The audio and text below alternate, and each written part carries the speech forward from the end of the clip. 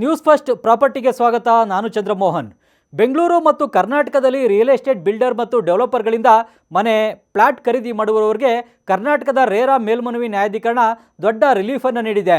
ಮನೆ ಮತ್ತು ಪ್ಲಾಟ್ ಖರೀದಿಗೆ ಮುಂಗಡ ಹಣ ನೀಡಿ ಪ್ಲಾಟ್ ನೀಡದೇ ಇದ್ದಲ್ಲಿ ಪ್ಲಾಟ್ ಖರೀದಿಯ ರಿಜಿಸ್ಟ್ರೇಷನ್ ಕೂಡ ಮಾಡಿಕೊಡದೇ ಇದ್ದರೆ ಅಂಥ ರಿಯಲ್ ಎಸ್ಟೇಟ್ ಬಿಲ್ಡರ್ ಮತ್ತು ಡೆವಲಪರ್ ಖರೀದಿದಾರ ಗ್ರಾಹಕರಿಗೆ ಕಟ್ಟಿದ ಮುಂಗಡ ಹಣಕ್ಕೆ ಬಡ್ಡಿಯನ್ನು ಕೂಡ ಪಾವತಿಸಬೇಕು ಅಂತ ರೇರಾ ಮೇಲ್ಮನವಿ ನ್ಯಾಯಾಧೀಕರಣ ಅಂದರೆ ರೇರಾ ಅಪೆಲೇಟ್ ಟ್ರಿಬ್ಯುನಲ್ ತೀರ್ಪು ನೀಡಿದೆ.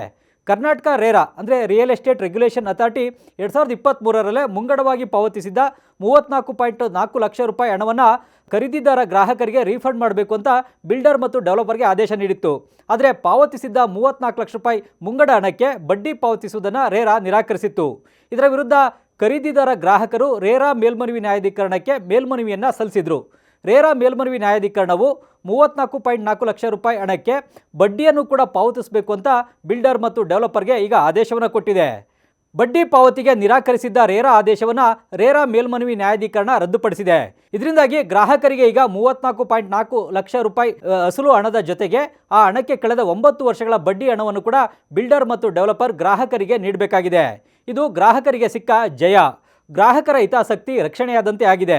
ಈ ಅಸಲು ಮತ್ತು ಬಡ್ಡಿ ಹಣದ ಕತೆ ಏನು ಅಂತ ನೋಡೋದಾದರೆ 2013ರಲ್ಲಿ ಬೆಂಗಳೂರಿನ ಬೇಗೂರು ಮತ್ತು ಉಳಿಮಾವು ರಸ್ತೆಯ ನಿವಾಸಿ ಕಿರಣ್ ಸಾರಥ್ ಮತ್ತು ಅವರ ತಾಯಿ ಸೌಭಾಗ್ಯ ಅವರು ಪ್ಲಾಟ್ ಖರೀದಿಗಾಗಿ ಸೌದೆಲಾ ಕ್ವೀನ್ ಗೇಟ್ ಪ್ರಾಜೆಕ್ಟ್ನಲ್ಲಿ ಪ್ಲಾಟ್ ಒಂದನ್ನು ಬುಕ್ ಮಾಡಿದರು. ಮುಂದಿನ 4 ವರ್ಷಗಳ ಕಾಲ ಮುಂಗಡ ಹಣವನ್ನು ಪಾವತಿಸಿದರು. ಬರೋಬ್ಬರಿ 34.4 ಲಕ್ಷ ರೂಪಾಯಿ ಹಣವನ್ನು ಬಿಲ್ಡರ್ಗೆ ಪಾವತಿಸಿದರು. 80 ಲಕ್ಷ ರೂಪಾಯಿಗೆ ಪ್ಲಾಟ್ ಖರೀದಿಯ ಮಾತುಕತೆ ನಡೆದಿತ್ತು. ಆದರೆ ಬಿಲ್ಡರ್ ಭರವಸೆಯನ್ನು ಕೊಟ್ಟಂತೆ 4 ವರ್ಷದಲ್ಲಿ ಪ್ಲಾಟನ್ನು ನಿರ್ಮಿಸಿ ಖರೀದಿದಾರ ಗ್ರಾಹಕರಿಗೆ ನೀಡಲೇ ಇಲ್ಲ. ಜೊತೆಗೆ ಪ್ಲಾಟ್ ಮಾರಾಟದ ರಿಜಿಸ್ಟ್ರೇಷನ್ ಪತ್ರವನ್ನು ಕೂಡ ಮಾಡಿಕೊಡಲಿಲ್ಲ. ಜೊತೆಗೆ ಅವರೊಂದಿಗೆ ಯಾವುದೇ ಅಗ್ರಿಮೆಂಟನ್ನು ಕೂಡ ಬಿಲ್ಡರ್ ಮಾಡಿಕೊಡಲಿಲ್ಲ.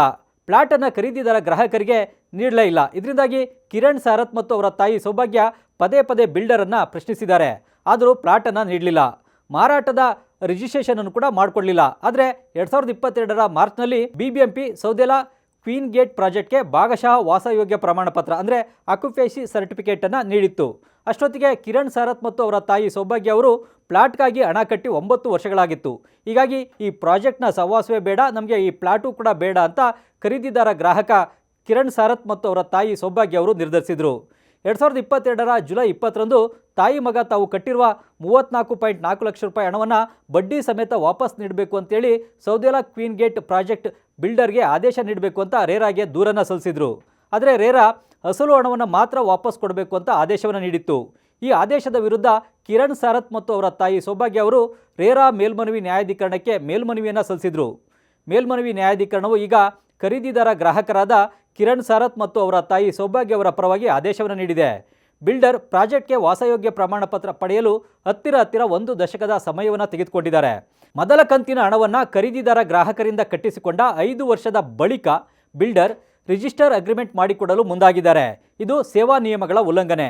ಹೀಗಾಗಿ ಈಗ ಬಿಲ್ಡರ್ 2017ರ ಏಪ್ರಿಲ್ 30ರವರೆಗೆ ಪಾವತಿಸಿದ ಅಸಲು ಹಣಕ್ಕೆ ವಾರ್ಷಿಕ 9ರಷ್ಟು ಬಡ್ಡಿಯನ್ನು ಖರೀದಿದಾರ ಗ್ರಾಹಕರಿಗೆ ಪಾವತಿಸಬೇಕು ಅಂತ ಬಿಲ್ಡರ್ಗೆ ರೇರಾ ಮೇಲ್ಮನವಿ ನ್ಯಾಯಾಧೀಕರಣ ಆದೇಶ ನೀಡಿದೆ. ಹೀಗಾಗಿ ಈಗ ಖರೀದಿದಾರ ಗ್ರಾಹಕರಿಗೆ ನ್ಯಾಯ ಸಿಕ್ಕಂತಾಗಿದೆ. ಖರೀದಿದಾರ ಗ್ರಾಹಕರಿಗೆ ಬಯಸಿದಂತೆಯೇ ಅಸಲು ಪಾವತಿಸಿದ ಹಣಕ್ಕೆ ಬಡ್ಡಿಯನ್ನು ಕೂಡ ಕೊಡಬೇಕು ಅಂತ ರೇರಾ ಮೇಲ್ಮನವಿ ನ್ಯಾಯಾಧೀಕರಣ ಮಹತ್ವದ ಆದೇಶವನ್ನು ನೀಡಿದೆ. ಹೀಗಾಗಿ ಈಗ ಯಾರೇ ಆಗಲಿ ಪ್ಲಾಟು ಅಥವಾ ಮನೆ ಖರೀದಿ ಮಾಡಲಿಕ್ಕೆ ಅಸಲು ಹಣವನ್ನು ಪಾವತಿ ಮಾಡಿದ ಮೇಲೆ ಅಂದರೆ ಮುಂಗಡ ಹಣವನ್ನು ಪಾವತಿ ಮಾಡಿದ ಮೇಲೆ ನಿಗದಿತ ಅವಧಿನಲ್ಲಿ ಪ್ಲಾಟನ್ನು ಕೊಡದೇ ಹೋದಲ್ಲಿ ವಿಳಂಬ ಆದಲ್ಲಿ ಆ ಖರೀದಿಯನ್ನೇ ರದ್ದುಪಡಿಸ್ಬೋದು. ಅದಾದ ಬಳಿಕ ಅದರ ಅಸಲು ಮತ್ತು ಬಡ್ಡಿ ಎರಡೂ ಹಣವನ್ನು ಕೂಡ ಬಿಲ್ಡರ್ನಿಂದ ಡೆವಲಪರಿಂದ ಪಡೆಯುವಂತಹ ಹಕ್ಕು ಅಧಿಕಾರ ಇದೆ ಅನ್ನೋದು ಈ ಮೂಲಕ ಸಾಬೀತಾದಂತಾಗಿದೆ. ಇದೇ ಇವತ್ತಿನ ವಿಶೇಷ. ಕ್ಷಣ ಕ್ಷಣದ ಸುದ್ದಿಗಾಗಿ ನೋಡ್ತಾ ಇರಿ ನ್ಯೂಸ್ ಫಸ್ಟ್, ನಿರ್ಭೀತಿಯಿಂದ ನಿಮ್ಮ ಪರವಾಗಿ.